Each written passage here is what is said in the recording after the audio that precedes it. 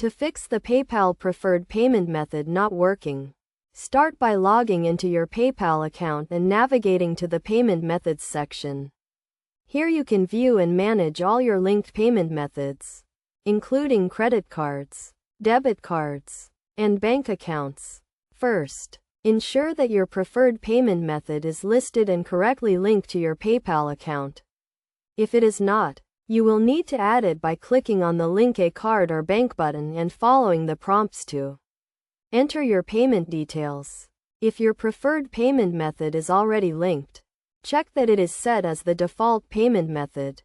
To do this, click on the Set as Preferred button next to your preferred payment method.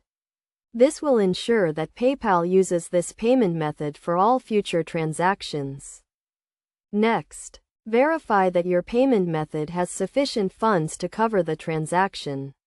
If your payment method is a credit or debit card, ensure that it has not expired and that the billing address matches the one on file with PayPal. Another common issue is that the payment method may be restricted or limited by PayPal. To resolve this, go to the Resolution Center and check if there are any pending issues or restrictions on your account. If you find any, follow the instructions provided to resolve them.